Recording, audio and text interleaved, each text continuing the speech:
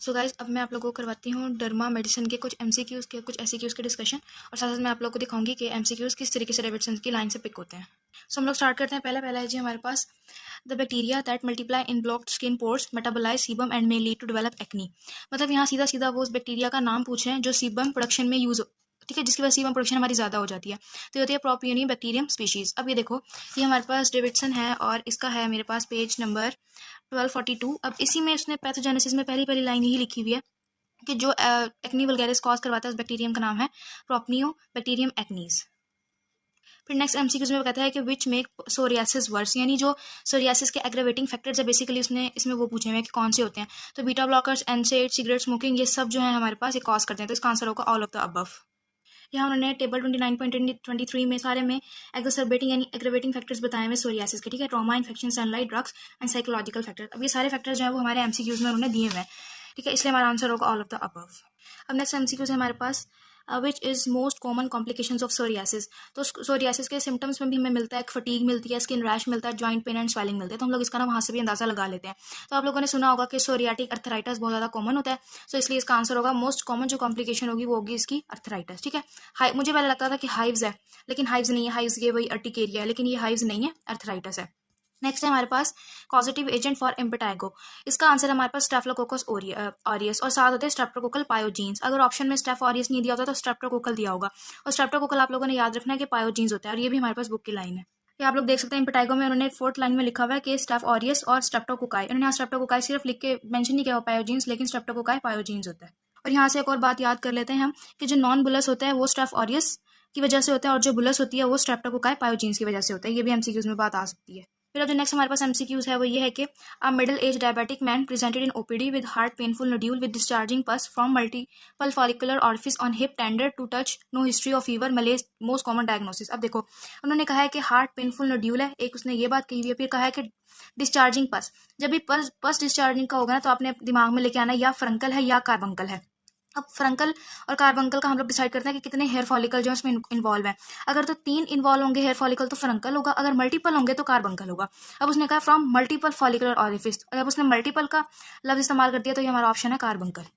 Next आ जाते हैं, the biogenic infection that involving whole length of follicle and refer to discharge in beard area. अब देखो, जब हम लोग सिनेरियो पढ़ते हैं ना सिर्फ यहाँ तक फॉलिकल तक, तो ये हमारा आंसर बनता है फॉलिकुलाइटिस। फॉलिकुलाइटिस बेसिकली क्या होता है, सुपरफिशियल इन्फेक्शन होता है हेयर फॉलिकल्स का, ठीक है।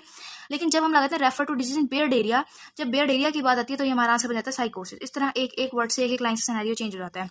नेक्स्ट हमारे पास कार्डिनल साइंस ऑफ स्केबीज। अब देखो, जिस तरह हम लोगों ने जनरल बात में पढ़ा था कि इन्फ्लेमेशन के 5 कार्डिनल साइंस होते हैं, इस तरह स्केबीज के भी कुछ कार्डिनल साइंस होते हैं। या मैं आपको कुछ एमसीक्यूज भी बताऊंगी। जो पहला कार्डिनल साइन होता है ना वो इसका ईचिंग होती है, ईचिंग विद एक्सकोरिएशन मार्क्स, ठीक है। और जो सेकंड इसका साइन होता है वो रैश होता है, पिंपल लाइक स्किन रैश होती है। अगर ऑप्शन में ईचिंग नहीं दिया होगा तो इसका कार्डिनल साइन होगा रैश, अगर ईचिंग दिया हुआ तो नंबर 1 ईचिंग ही होता है। अब यहाँ से आपको 2 एमसीक्यूज और बताती हूँ कि जो हमारे पास सोरियासिस का हॉलमार्क होता है ना वो प्रूराइटस होता है, और इसका पैथोग्नोमोनिक साइन होता है ना उसका बुरो होता है। बुरो क्या चीज होती है, short wavy scaly grey line on the skin surface. Next line आ जाती है कि एमसीक्यूज है कि the female mite of scabies is able to excavate a sloping burrows in. अब आप लोगों ने याद रखना है किस किस को इन्वॉल्व करता है, सिर्फ स्ट्रेटम कॉर्नियम को इन्वॉल्व करता है स्केबीज, ठीक है, ज्यादा डीप नहीं, ज्यादा सुपरफिशियल ही रहता है। नेक्स्ट एमसीक्यूज है हमारा common complication associated with palmo planter hyperhidrosis. तो ऑल ऑफ द अबव। ये कॉन्टैक्ट सीडी भी करता है, कभी कभी एमसीक्यूज में ना कॉन्टैक्ट डर्मेटाइटिस की वजह सीडी लिखा होता है, तो इसका मतलब यही होता है। पोम्फाइलिक्स भी करता है, मैसुरेशन ऑफ स्किन भी करता है, पिटेड कैराटोसिस भी करते हैं। So all of the above. अब लास्ट एमसीक्यूज है हमारे पास कि effects of botulinum toxin injections last in axillary hyperhidrosis. ये बेसिकली 6 to 8 मंथ्स के लिए होता है, ठीक है। तो ऑप्शन में 6 मंथ भी ठीक है और 8 मंथ दोनों ठीक है। ये भी एमसीक्यू है, ये भी आप लोग याद रखो कि 6 to 8 दोनों में से कोई भी हो तो ठीक होगा।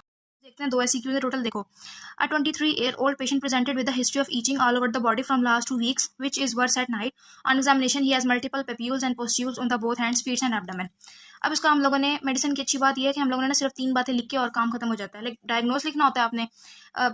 इसमें डर्मा में तो खैर इन्वेस्टिगेशंस नहीं होती, बाकी रीजन उसमें बाकी जो हमारे रीजन्स कह लो या बाकी जो यूनिट है उनमें हमने इन्वेस्टिगेशन लिखनी होती है। सो डर्मा में हमने पॉजिटिव एजेंट पूछ लिया और पूछ लिया कि मैनेजमेंट तो लाजमी आनी चाहिए, ठीक है, क्वेश्चन में लाजमी आती है। अब इसका आंसर, अब ये सिनेरियो 2 तरीके से बन सकता है। अगर सिनेरियो दिया हो ना सिर्फ लास्ट 2 वीक्स तक, ये रात वाली बात ना की हो, वर्स एट नाइट, मतलब यहाँ तक, तो ये बनता है हमारे पास एक्नी वल्गैरिस। लेकिन उसने साथ ही सिनेरियो चेंज कर दिया which is worse at night. अब इसका आंसर होगा स्केबीज। उस स्केबीज का जो माइट होता है ना वो रात के वक्त जो उसकी मूवमेंट ज्यादा होती है, इसलिए पेशेंट को ईचिंग जो है रात के वक्त ज्यादा होती है। तो इसका आंसर होगा वर्स एट नाइट को देके आंसर है स्केबीज।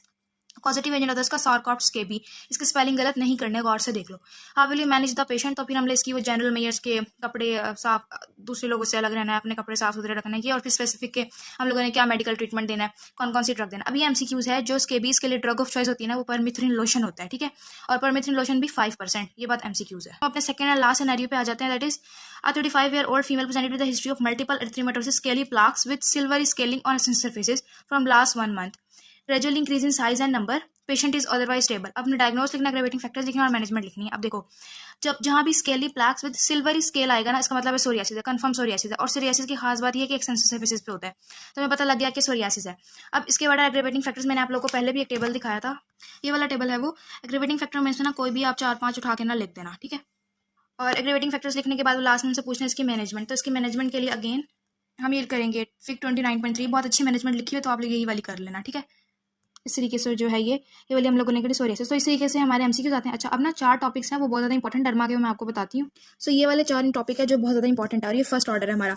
हम लोगों ने स्केबीज, एक्जिमा, सोरियासिस और एक्ने वल्गैरिस, ये चारों टॉपिक हम लोगों ने जब भी डर्मा तैयार करनी है तो पहले ये तैयार करनी है, और इनकी मैनेजमेंट, इनके पॉजिटिव एजेंट्स, इनके एग्रेवेटिंग फैक्टर्स और इनका डायग्नोज बनाना भी बहुत अच्छे तरीके से आना चाहिए, ठीक है।